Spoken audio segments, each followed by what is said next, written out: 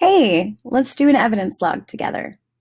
So first things first, it's really helpful to have open the news article or the blog post. It's linked right here. So if you click that, oh, there's my cat. If you click that, it'll open it up. I already have it open. So I'm actually going to arrange my windows so that I can see our evidence log and our article at the same time. So the way that I do that on my computer is I just click on the tab and pull down, and another window is made, and then I just like to resize it so that I can see both at the same time. So here we go. All right. So we are going to start with this guiding question. This is the exact same evidence log that we have used over and over again this unit with one another. So we're talking about the 7-year-old girl who got her her new hand 3D printed for her. So if you didn't already, if you weren't with us last week and you didn't read the article, you should probably pause this video right now and read the article.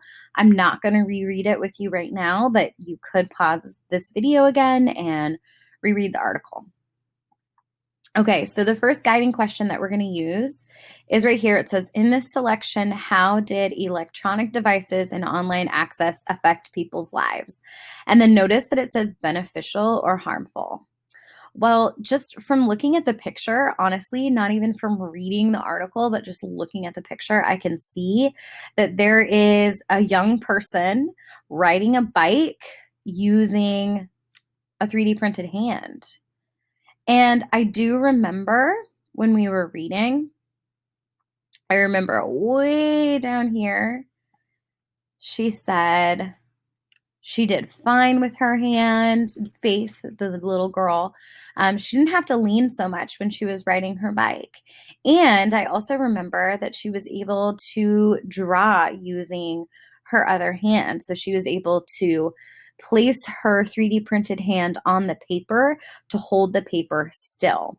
So what I'm going to do, and feel free to copy me, but what I'm going to do on my evidence log, I'm going to write in the article, the young girl named Faith talks about how her 3D printed arm helped her be able to do daily tasks more easily.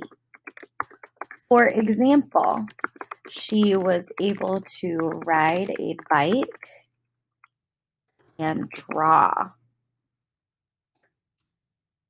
more easily. Boom, easy, just like that, students. And think about it. If you know how to ride a bike, think about how hard it would be to ride a bike with just one hand. If you like to draw or like to write in a journal or like to take notes, think about how hard it would be to only be able to use one hand. So if you want to, you can pause this right now and you can copy down what Miss Skype wrote.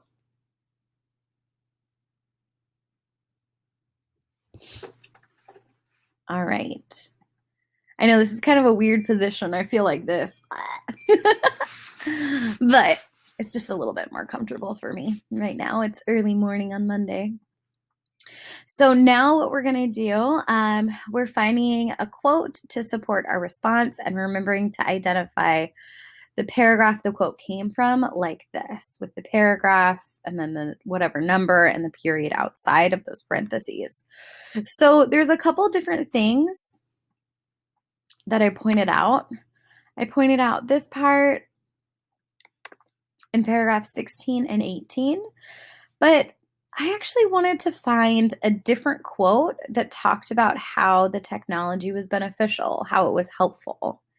And you can see, students, if you look at my screen right now, you can see that I have a couple different sentences underlined because they're different ones that I think that we can use. What I really like is this one in paragraph 5. And technically this is 3 sentences, but I really like it. So I'm going to select it by just clicking at the beginning of the sentence and dragging all the way down to the end right here. And I'm going to copy it. I'm going to hold down Control C, And then I'm going to paste it right here by holding down Control V. I'm going to select it again, and then right up here, there's a U that's underlined. I'm going to press that so that it's not underlined, and then I'm going to put it in bold just so that it matches. And then don't forget that we have to put quotation marks at the beginning of the sentence and right after the last word in the sentence. And then lastly, we have to put our citation or where we got this. So paragraph, and then notice that I'm looking back at the article, paragraph 5, just like that. So students, why don't you pause this video right now so that you can get a quote as well. And remember, if you want a different quote than I chose, that's totally fine. Okay, awesome. Well, hopefully you have this part done by now. Let's go ahead and let's look at the next guiding question. Explain how this selection addresses the use of technology. Does it present more beneficial or harmful aspects? So this is kind of the same question that we were asked up here, but we don't want to just copy and paste the same answer. We really want to elaborate or give some more details, give some more like specifics. So what we're going to do, we're going to remind ourselves of what this article was about, and we're just going to look through it again. Okay, so I'm noticing the first few paragraphs is talking about Faith getting her new 3D printed hand. And then I notice in paragraph 6 through 7, it's talking about the hand really being made. Paragraph 8, it's talking about why she needs the hand. And then again, so in this paragraph 10, 11, and 12, the article is talking about the company that made the hand. So this is a technological company. This is a company that uses technology. It's a company, oh, right here, that uses technology, 3D printing to make pumps for oil, gas companies. And then the last part, so from paragraph 13 all the way down to paragraph 20, it's really just Faith using her hand. Okay, so now that I remember what the whole article is about, let me remind myself, what is the guiding question? Explain how this selection addresses the use of technology. Does it present, more beneficial or harmful aspects? Well, what I'm going to do, students, I'm going to just start to answer that question just based off of what I remember of the article. So I'm going to bold my answer. So I'm going to go up to this B right here and click that. And then I'm going to start typing. I'm going to say this article by John Rogers. That's the author, and I'm just getting this information from right here. Presents really beneficial aspects to technology. Specifically, how 3D printing can provide. Provide is an academic word. It sounds a little bit smarter than like give or get. So I'm going to use that word provide.